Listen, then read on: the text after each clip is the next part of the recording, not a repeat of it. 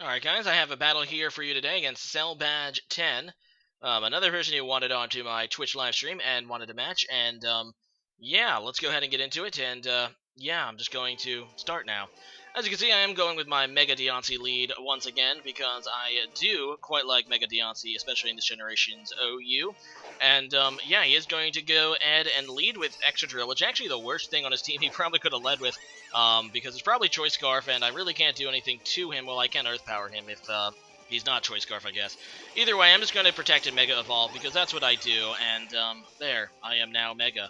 And I am just going to protect to see what he does. And trying to scout the set, I did see Mold Breaker, so he is probably one of those Choice Scarfers, because that is the ability that most of the Choice Scarf ones use, not Sand Rush. So I'm just going to go ahead and assume that, and go out to my guard shop as he just goes for another Iron Head, and yeah, it does a reasonable chunk, but I also get some reasonable damage on him using my Rocky Helmet and my ability Rough Skin. And he is going to switch out, so he does go out into his Rotom Wash, which is a good switch. I'm just going to go ahead and set up Stealth Rock. This is my bulk shop that, you know, just is bulky and does stuff. And now I try to Toxic this Rotom Wash, and I miss, and that makes me sad. And then he goes for the Will-O-Wisp, which is going to burn me, and that also makes me sad. And I'm, you know, now at this point, I know that this is a bulky Rotom Wash, and I'm just trying to get a Toxic off on it. And I miss again. That's 2 Toxic misses for those who keeping score at home. And I'm going to go ahead and try it again, figuring that basically Garchomp is dead at this point. I might as well get a Toxic on the way out on this stupid Rotom. And I do, finally, as he gets off another Hydro Pump, and that is going to kill me, of course. He hits with 2 Hydro Pumps. I could not hit with 2 Toxics. Oh well. Yeah. That would really have been of help, though, because at this point, if I would have hit with the first Toxic, this Rotom would be, like, 25% dead. And for some reason, I go into my Deontay, and this was a really dumb play, because I don't know what I was thinking. I am weak to water, so, yeah, even though I'm able to get some damage off on that, I die. I should have actually just went for the Protect to stall a turn of Toxic, but I didn't, because I'm dumb. In fact, that's what I kind of thought he would do. That's why I was actually predicting a switch. I have no idea. Like I said, he has no reason to switch here. If I would have gotten the first Toxic, he might have had a reason to switch there. But, yeah, that ends up being a terrible play for me. I go into my Crobat now. I'm just going to go for the U-turn. I am a Choice-Banded Crobat. Actually, funny story. I have, what, I think 3 Choice-Banded Pokemon on this team. I have that Crobat, I have this Scizor, and I also carry a Choice Band Talonflame, so I'm a little Choice Band happy, just with that extra power and stuff. No turn needed of setup whatsoever, and yeah, I go out into my Scizor as he goes out into Volcarona.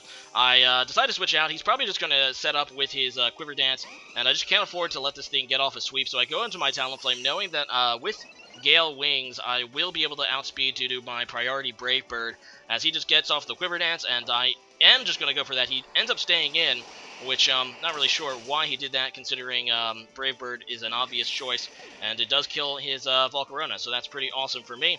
He's going to now go out into his Rotom again, and looking at its HP, it's not going to be able to survive a Brave Bird. Even if I wasn't Choice Banded, he wouldn't be able to survive a Brave Bird, so I have no idea what he's actually thinking here, because even if I wasn't Choice Band, I wouldn't even need to go for the Brave Bird, you know? I wouldn't even need priority to outspeed this thing, so I'm not really sure why he just let me kill Rotom there.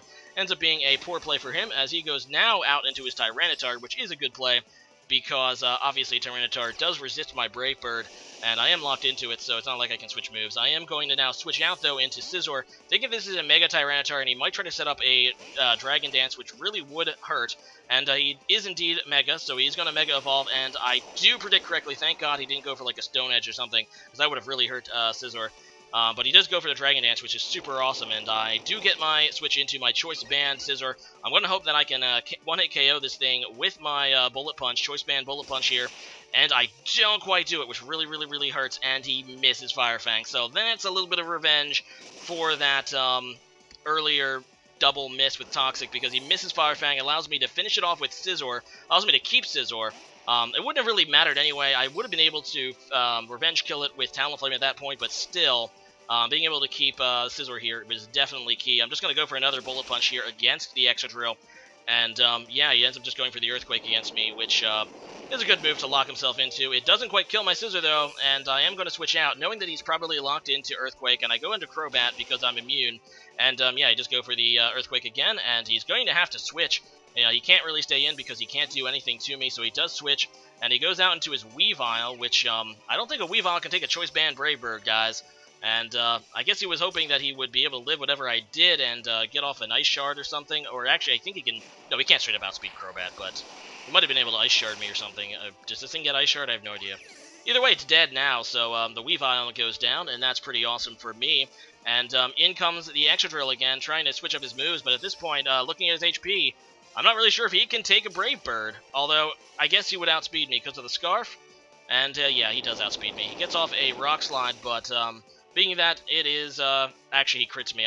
I thought I might have actually been able to survive that since it's just a Scarf and it's unstabbed, but he does crit me, so that kind of sucks. I lose Crobat, and now I go back out into Tentacruel. I'm just going to make the obvious play and Scald.